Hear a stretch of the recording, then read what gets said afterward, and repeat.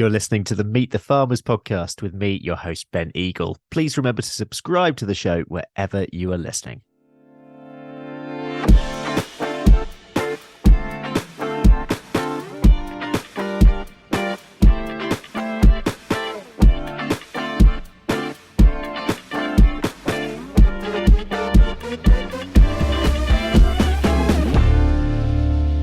Hello, everyone, and welcome to episode 223 of the Meet the Farmers podcast with me, Ben Eagle.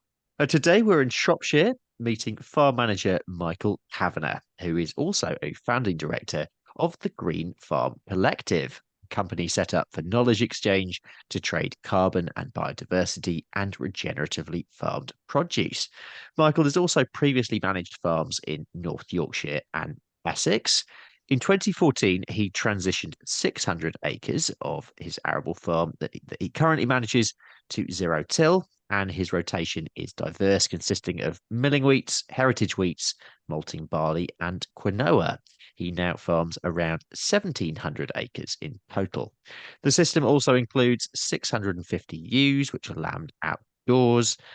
He was runner-up in the Soil Farmer of the Year 2020, winner of the Climate Change Champions competition in 2022, and a 2022 finalist in the Farmers Weekly Awards Farm Manager of the Year category. And like me, he's also a current scholar on the Oxford Farming Conference Inspire programme, which is how we met. Michael, that was quite a list. Welcome to Meet the Farmers. How are you doing? Thank you, Ben. It was quite a list. Yeah. Thank you very much. Yeah, very well. Thank you. Yeah, very well. It's not raining today in Shropshire, which makes a nice change of late.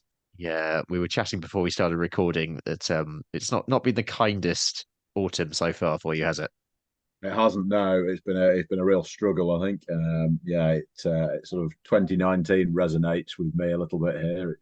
Yeah. I think a fairly typical picture, to be honest. Where should we start? Can you give us an overview of your current farm in terms of where it is, acreage, rotation, system, that kind of thing? Yeah, sure. You did a fairly good job in the intro, Ben. But yeah, so we're in Shropshire. So we're near a place called Albrighton in Shropshire, and we are farming roughly 1,400 acres of arable crops. The remainder is then grass and a bit of woodland and so forth. The home farm, which I've been on for 9 years now. I've had a real sort of focus on soil health here, and we're zero till on the home farm, as you said, growing a very diverse crop rotation. Roughly a third is spring cropping, so we're growing cover crops on all that land, and then, as you said, we have our own flock of sheep here as well. So we're using those cover crops to feed the sheep through the winter, and the net result is that we don't use any concentrate feeds at all across the sheep flock. All the ewes, everything, no concentrates at all, and we finish all our lambs. 100% of our lambs are finished here on farm on a forage-based diet, and all of our lambs then go into a local farm shop. So we supply Essington Farm Shop, and it's been really interesting to watch that market grow, because we started supplying probably 5 lambs a week, Yeah. and that's now built up to sort of 15 lambs a week. It's really interesting. They're getting more and more customers coming in asking for grass-fed beef and lamb. So it's been really nice to grow that market with them. We then there's about 800 acres of the arable acreage that is a contract farm, that we took that on last year. So we've just had our first harvest there. And that is a farm where the landowner is really keen on improving the farm and wanting to farm it regeneratively. And I think it's fair to say that was facing us with an awful lot of challenges, both in terms of the soil health and the grassweed burdens up there. It's a really, well, in some ways it's a frustrating challenge, but in some ways it's really interesting, because it acts as a barometer to show how far we've brought the home farm in the Yeah. meantime, because the difference between the two farms, even though they're 2.5 miles apart and the same sort of land, is chalk and cheese, to be honest. Yeah. So And you like a challenge, Michael. You like a challenge. yeah, that's certainly giving us a big one. Just on the rotation, I've noticed that you're growing some heritage wheats there. What's your experience been of those? Yeah, heritage wheat. So really interesting. The flour that you make from heritage wheats are far more digestible to humans, and actually, in terms of a human health point of view, they are absolutely superb. As we'll probably talk a bit later about the Green Farm Collective and what we're trying to do with regeneratively farmed produce, it kind of Yeah. fits in there a bit. But I have mixed feelings on them, to be honest. They're very low yielding, and how that sits with me in this world where, as farmers, we've got to be growing as much food as possible to feed an ever-growing population. That's the one thing that doesn't sit quite comfortably with me. But in another way, they suit my system incredibly well. So you don't need, they take minimal nitrogen.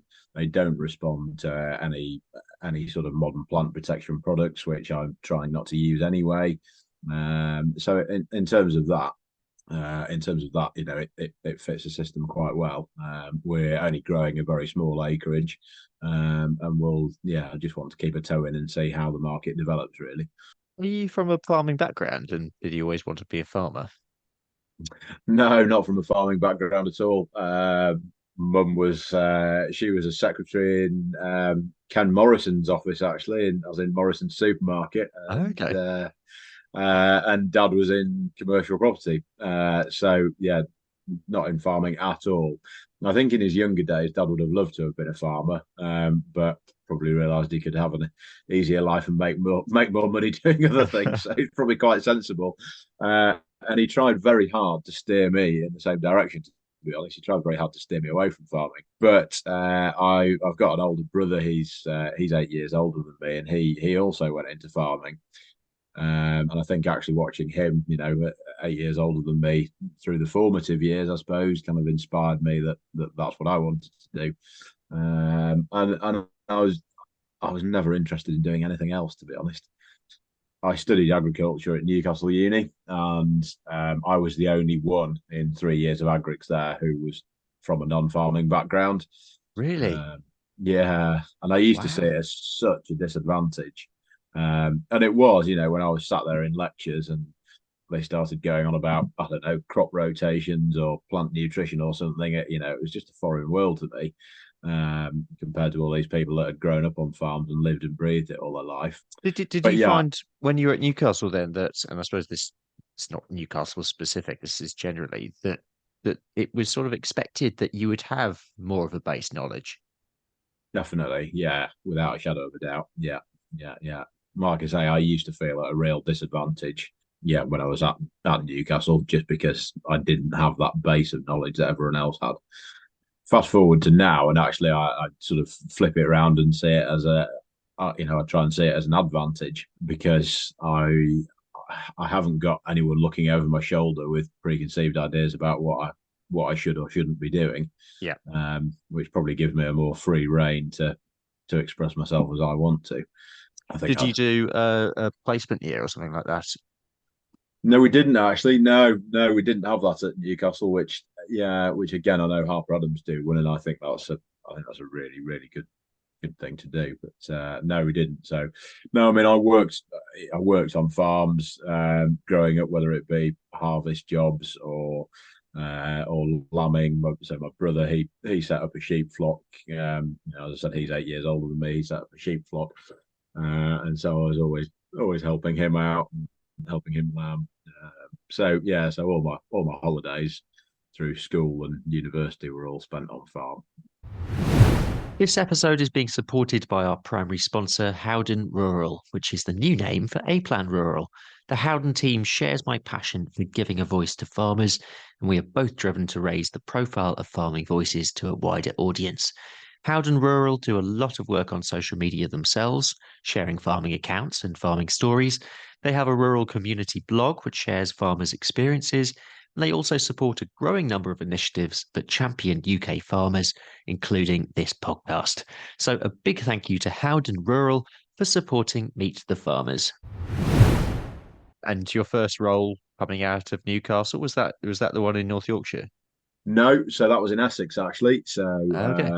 yeah, a chap called Hugh Pegram in Essex, and yeah, he was great because I was fairly green, I suppose it's fair to say, on an arable farm. It was a place I'd worked. I'd done a couple of harvests there, I think. And the farm then expanded massively. I think they doubled in size overnight, and all of a sudden he had place for a full time farm worker. So yeah, I went there and yeah, was there as a farm worker. So it was great, but it was great because Hugh was the sort of guy that he would sort of go, right, there's a tractor, there's a plow, go plow that field, and I'll show you Yeah. how it works. But I'm not going to micromanage you and watch you. You'll soon learn for yourself, as it were. Yep. So yeah, it was a great job. I learned an awful lot at Hughes, and I then went from Hughes to a chap called John Gamer in Essex, which that was a far bigger farm. I think they were just under 5,000 acres when I went there, and again that was a real sort of eye opener for me at the time. I think working on a seriously big operation. Yeah, we did grain storage and all sorts there. So yeah, great place to work. Yeah, and learned quickly, I'm guessing as well. Absolutely, yeah, yeah, yeah. Why did you decide to move up north? So when I was working for John Gamer, long story short, brother and I, we decided to join forces, I suppose, and Yeah. take go work together and farm up in Yorkshire. So we were farming, well, predominantly sheep, then free range laying hens. So we converted an old cattle shed and had 10,000 free range laying hens in there. And we also used to do bed and breakfast pigs. So we'd have about 1,100 bed and breakfast pigs on. And also, by the time I left, just started going into suckler cows as well. And that was great in many ways, but sadly, brother and I were, I think, will be ready to rip each other's heads off on a daily basis. And yeah, one of the toughest decisions of my life, I have to say. But the best thing I ever did was to leave. Yeah. Um, yeah, really, really, really tough call to make at the time. But I think I have, at the time, I had the advantage that I'd had a career before I went to work with my brother, so I knew there was Absolutely. something else out there for me. I always think I feel quite sorry for other farming families where perhaps sons, never leave the farm and don't think there is another option out there for them, because there really is. But if they've not seen that, it probably doesn't give them the confidence to step away from it. But I was at a stage where I was waking up every morning and not wanting to go to work, and that's no good, is it? Yep. I've been there So too. I know what it's like. Yep. I know you have, and yeah, yeah. So you can probably relate to the tale that I've just told. Mm, mm. No, it's tough. Um, just interested in bringing sort of fast forwarding to your current role and when you saw the opportunity and what the application process is like in order to become a farm manager. What was your experience? It was interesting actually because I'd fallen out of love with farming because of what had happened with my brother, and I actually went to work for a friend on a co-op farm down at Coldham. Just literally went for 3 weeks to help him out at spud lifting time, and he had a great team there that were, it was a really happy place to work, and it made me fall back in love with farming, I suppose, for cut a long story short. And yeah, it was sat at his breakfast table actually while I was at that job that I saw this job advertised, and so yeah, so I applied. I think I was probably one of the last ones to apply. I know they'd had 47 applications. Wow. Um, yeah, so It always amazes me both with that and tenancy applications as well, how many applicants come through. yeah, it was like the Inspire program we were on. Yeah, Were that's there true. 60 odd for that or Yeah, something? must have been about that. Mm, Yeah, yeah. yeah, So for 50, 15 yeah, odd places. yeah. Wow. So you feel privileged to get on, don't you? Yeah. So yeah. But then I had a telephone interview, followed by uh, one in person interview that I suppose was about an hour long, and then I had a second in person interview that was about 4 hours long. Wow. I was absolutely knackered at the end of it. Yeah, but yeah. So and yeah, the rest is history, really, I suppose. But I'd actually, I think after I finished with my brother, my confidence was at rock bottom, and that was kind of one of the problems with the dynamic. I think in working with him, that there was a lot of big brother little brother syndrome going on there. And as a result, my confidence was absolutely on the floor. Yeah. And I applied for an NFU group secretary job. There was a group secretary job that came up in Yorkshire where I was. I was living with my parents at the time. So I thought, okay, maybe I'll apply for that and see where we go. And I got through, I think there were 3 rounds of interviews for that. And I got through to the last 3. And I didn't subsequently get the job, which in hindsight I'm very glad about because I don't think I would have enjoyed it. However, what that process did was it really instilled confidence in me. Good. And well, you and I both know the Inspire program probably did both of our confidence the world of good. Yeah, And actually, completely. that job interview process for the NFU was a whole series of people going, okay, yeah, he's okay. That guy is, Mm. and actually that gave me loads of confidence. And I always say that I don't think I would have got this job if I hadn't have been through that interview process. Let's turn to Regen Ag. When and why did you first become interested in regenerative agriculture? Before I even knew the term regenerative agriculture, I think it's fair to say. So I came here, as I said, to what was about a 600-acre farm, and there was a tractor driver here who retired when I arrived. So I was basically, I knew he was going to retire. He didn't just drop me in it. Basically, it was okay. How do I farm this steady on my own? Because it was going to be difficult to justify another wage. And this farm had been on a very conventional plough-based system, and actually they'd been using contractors to do a lot of their establishment, which was frighteningly expensive. So Tim Parton, who is another one of the Green Farm Collective founders, he was selling a Claydon drill at the time, and that's how I originally met Tim, because I ended Okay. up buying his old Claydon drill off him. And Tim was brilliant. He helped me set the drill up and was always there on the end of the phone when I had the inevitable problems and learning what I was doing with it. And I always remember saying at the time, right, that's me done. This Claydon will do me for forever. But then your mindset starts to change a bit, and I always refer to I'd have a shear bolt break on the Claydon's main leg, and it would always happen right by a main road, and I wouldn't notice it because it was late at night or something, and you'd think, oh God, that's going to stand out like a sore thumb. And then when it didn't stand out like a sore thumb at all. You couldn't tell. You start thinking, well, hang on, do I need to move all that soil? That sort of slowly moved my head onto, okay, we can move to a zero till system here. Alongside that, I was also acutely aware of the fact that in my lifetime, in my farming lifetime, we're going to lose a lot of the chemistry that I had got used to relying upon. And I think it was through talking to guys like Tim and reading various books that you start to go, well, hang on a minute, perhaps there is another way that we can wean off this chemistry, and start using other products and look at plant health, and look at soil health rather than just putting an elastoplast over everything all the time.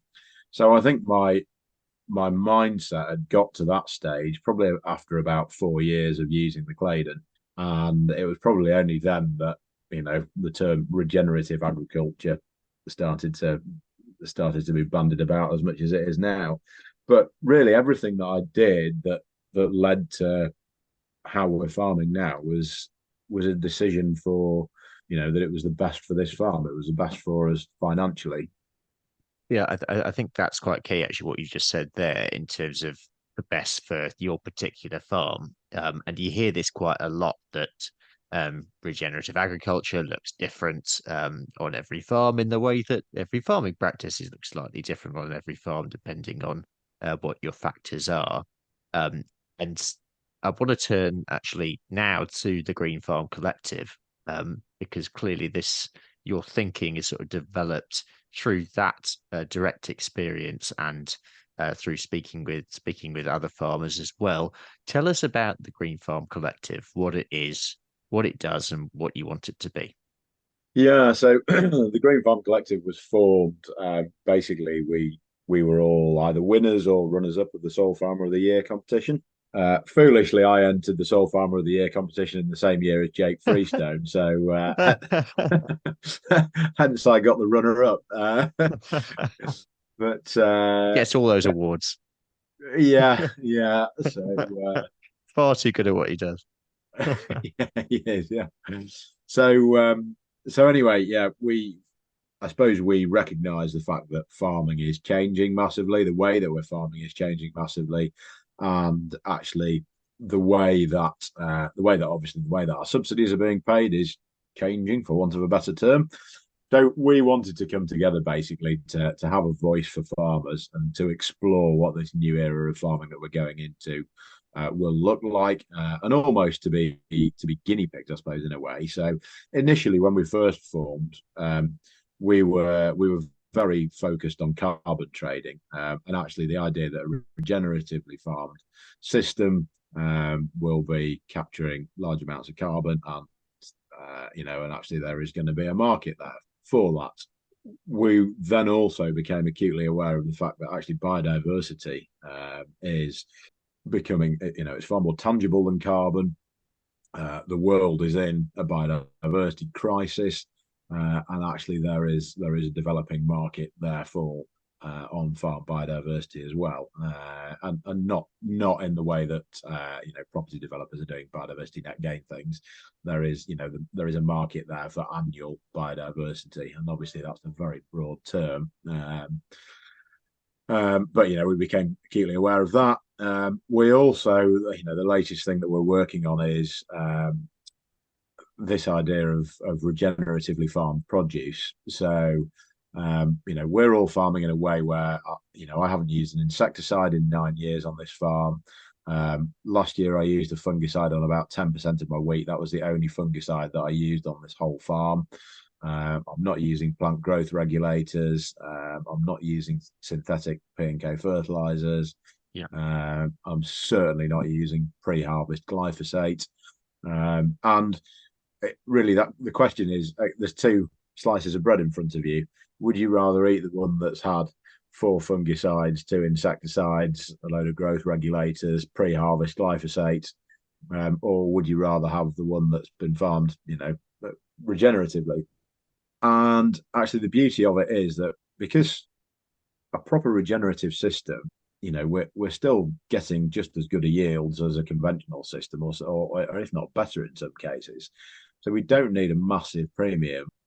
Arguably, we don't need any premium at all, but there is a premium there on genuinely regeneratively farmed produce, and it doesn't need to be a big premium. So on that loaf of bread, it doesn't need to be mega expensive and therefore out of reach for most consumers, which is a really important part of what we're trying to do.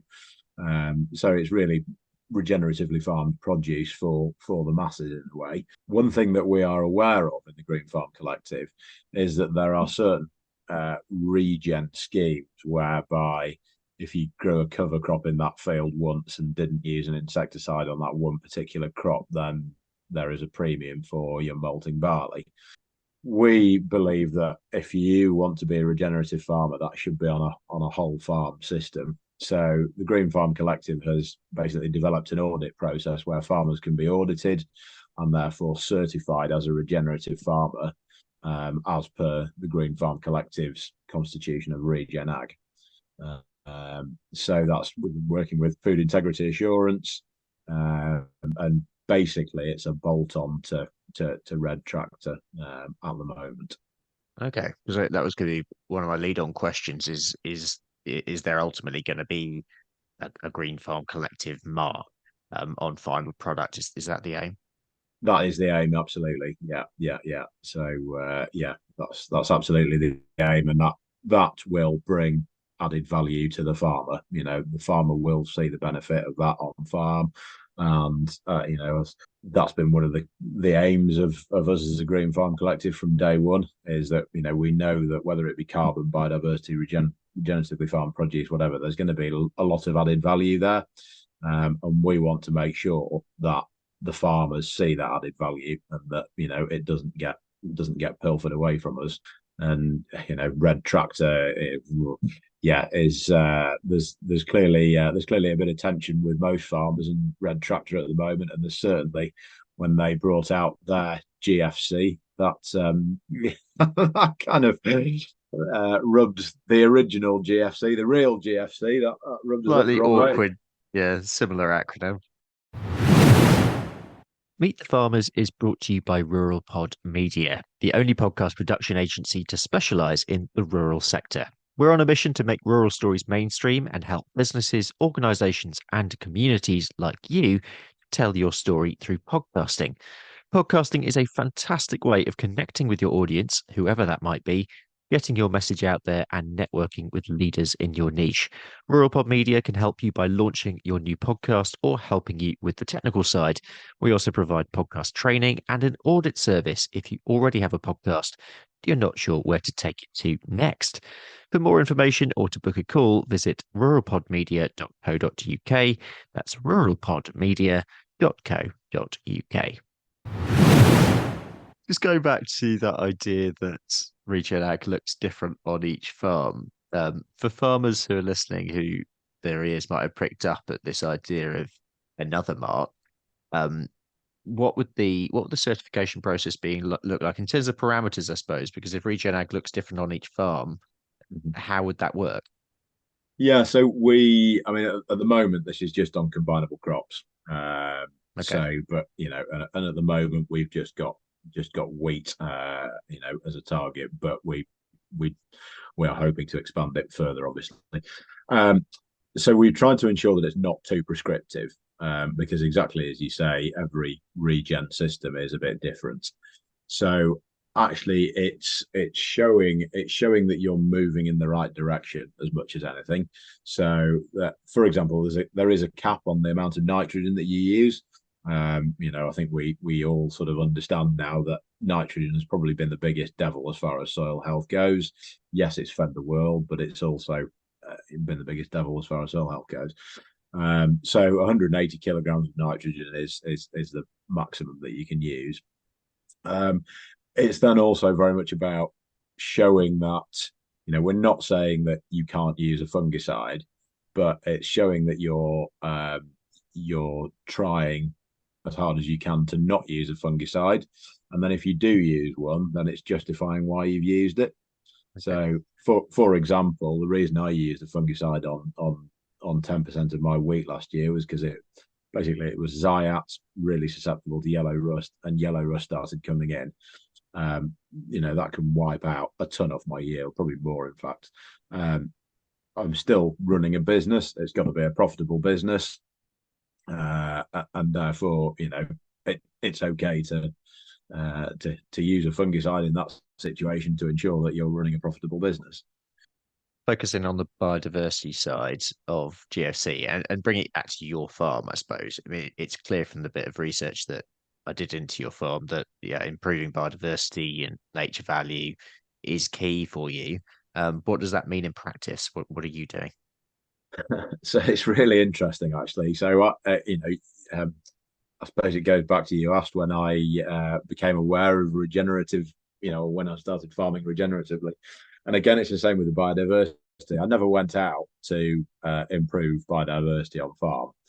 It is just a happy consequence of this farming system. Okay. All our cover crops, are providing food for pollinators everywhere. As I said, I've not used an insecticide on the farm for 9 years. We were in the higher level stewardship. We're now in countryside stewardship, so we've got flower margins, etc., around the whole farm. As I said, it wasn't something that I set out to achieve at all. But now it's really interesting being able to quantify it. So I have a team of bird ringers that come to the farm, and they go out at night with the thermal camera, and they will catch and net and ring skylarks, for example, and then we have feeding stations in sort of bits of woods and things like that, where we're constantly feeding the birds and then putting identification rings on them. We ringed 6 barn owl chicks within probably a mile of each other this spring, which is amazing to see. To get the opportunity to hold a barn owl that's Yeah, uh, that's hatched, a few hundred yards from your house is fantastic. it's superb. It's just it's an added little bonus that you never sort of thought would come. But it's great seeing it flourish, and the only reason it's flourishing is because the food source is there for them, and everything stems from the soil. Tim Parton always talks about he's got the best restaurant in town, so this one must be the second best, I think. What's your sense of how many farmers are shifting their practices, changing to more of this kind of things? I mean, I always find it's a bit of a danger, isn't it? And depending on which farming bubble you move in, which farming Twitter, for example, is a great danger of that. And I mean, I speak to a lot of farmers, but still sort of question that idea of do we talk about regen ag more than it's actually happening on the ground? What's your sense of that? Yeah, I think it's grown in popularity massively over the past 5 or 8 years. I mean, you only have to look at Groundswell, and look at how that's Yeah, expanded. I remember going to the first Groundswell about 8, 9 years ago, whenever it was, which was maybe a couple of hundred people in a shed, yeah. compared to what they have now, and that's always, I think, quite a good barometer of regen ag. Um, but I think I think its popularity is growing massively, and I always, the way I got into it was I'd trial things. I'd trial a little bit of something each year, and I'd trial it on my own farm because I might hear about it, as you said, on the Twitter circles or whatever farming bill. You'd hear about it and think, well, is that really possible? Or so I'd try a little bit of everything, and then you go, oh yeah, okay, that works, or maybe that doesn't work. That's gone really badly. We're not going to try that again. I think it definitely is growing in popularity, and I'd just say to any farmers, just trial bits of it, and that'll give you the confidence to either move on with it or not. Challenges. What are your challenges going forwards on farm? Yeah, so challenges. I mean, this period that we're in is will be financially tricky. I think it's fair to say for a lot of farms. We've just had a harvest 2023. Our winter crops were quite good actually, but spring crops were absolutely dire. We just had a terrible spring here. I think a lack of sunshine. And actually, that will bite us financially, and that's on the back of a year where our input prices were, ridiculously high. Some of our fertilizer was bought at £700 a ton, and everything has just been mega expensive to grow. So that's going to bite, and actually, coupled with the fact that actually commodity prices are, the market has fallen. Yeah. It's not pretty, and we're then now going into what has been a crap autumn. The home farm crops are looking okay, thankfully. The contract farm, yeah, where we drilled a bit later because of the ryegrass issues. It's really struggling there, and as we were talking about at the start of this call, the whole country doesn't look very happy at the moment. So that's the challenge. That's the farming challenge at the moment. And then really the GFC challenge, the Green Farm Collective Challenge, we have sort of set our goal that this year we want to get at least one load of regeneratively farmed produce off each one of our members' farms, and that's the goal for this year as far as GFC goes, and that's a great challenge in itself, and we're totally self-funded to date. Pushing the business on to the next level it is a massive challenge of its own, really. Yeah. Um, But looking at on the flip side, there must be massive opportunity with that if it all comes together in the right way. Fingers crossed. There's an awful lot of work gone into it to date, so yeah. That aside, what's next for you? That could be Green Farm Collective wise, that could be on farm wise, that could be the rest of your life. Yeah, what's next for me? Good question. Someone asked me this the other day. Where do you see yourself in 10 years' time? Yeah, And I that think wonderful back 10, question. That old uh, chestnut. yeah, I think back 10 years and think, God, I'd have never have predicted this. Yeah, So, yeah, what's next really? Well, as I've just alluded to, Green Farm Collective is, that's a quite a priority really. Yeah, pushing that forward and moving that on over the next 6 months. And then, I mean, on farm, as I alluded to, this contract farm has given us a massive challenge. And really, it's I sort of see it as the home farm. It's taken me 9 years to get it to how it is today. And so taking that contract farm on, I want to get that contract farm, into as good a shape as this farm is. And really in my head, well, if it took 9 years to do this farm, I've learned so much from doing this farm. I want to be able to do that farm in 4 or 5 years. there's a So challenge that's put down. that. Yeah, exactly. There is a challenge put down. Yeah, yeah, yeah. And then you get an autumn like this, and you think, God, right, maybe it's going to take us a bit Maybe it longer. might be But 6 years. yeah, Brilliant. We're going to move ahead to the quick questions, which are a bit of fun. First, your all-time favorite book. yeah. I mean, I think I'm going to have to, and it'll be a classic that everyone talks about. But Gabe Brown's Dirt to Soil was Oh, it one has that to be. Yeah. that probably inspired me the most at the start of this journey. Really, yeah. Yeah. Although a very close. I'm reading a book called Nourishment by Fred Provenza, Okay. um, which is, yeah, again, a fascinating book. And I think anyone involved in any kind of livestock system is a must read because it really takes your brain where it's never been before. It certainly has done for mine. Great. Look that up. Your all-time favorite film. Oh, to be honest, I'm not much of a film watcher, and the only films I can think of at the moment are probably the Gruffalo and the Snail and the Whale because my 3-year-old likes to watch them on repeat. Just a little more about our primary sponsor, Howden Rural, which is the new name for A Plan Rural. Same people, different name. Howden Rural provide bespoke insurance cover for farms and estates. This could be for anything from tractors and machinery to a new exciting diversification venture. So for more information, visit howdeninsurance.co.uk/rural. The final questions. Your message for the public, Michael. Any message? Yeah, I think my message to the public is that there's a lot of farmers out there who actually enjoy engaging with the public and essentially with their customers. And there's countless events on around the country, and I just really encourage them to try and engage with their local farmers and engage with any of those events, so that we can understand each other better. Because I think with everything in life, the more we understand each other, the more harmonious that relationship will be. So yeah, I think that will be my message to the public. Great. And your message to your fellow farmers.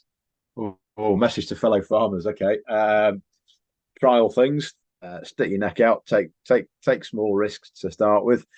And finally, your recommendation for a blog, podcast, or social media account to follow, which can be farming or non-farming. Yeah, well, that's an obvious one, but yeah, follow the Green Farm Collective. Of We're course. on Twitter and Instagram and Facebook. So yeah, follow that, and hopefully we'll have some exciting updates over the next few months. And we also have our annual conference, which is the 22nd of May this year as well. That'll be here in Boningale again. So yeah, Fantastic. follow any of those accounts. Brilliant. Well, Michael, thank you so much for coming on. Honestly, I've sort of heard of the Green Farm Collective just in the ether out there, sort of for quite since your early days, really. So it's been fantastic just to sit down with you and hear more about it. And I will look forward to seeing you in Oxford as well. Absolutely, yeah, yeah. It's not far away now. Yeah, It's really not. really looking forward to that.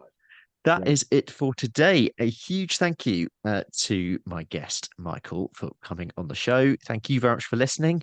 And thanks also to our primary podcast sponsor, Howden Rural Insurance, who support the show. Please see the show notes for more information and for any links mentioned today. Next time, I'll be joined by Staffordshire arable and beef farmer Andrew Court. For now, though, I'm Ben Eagle. This has been Meet the Farmers. Thank you very much for listening, and I hope you all have a great week.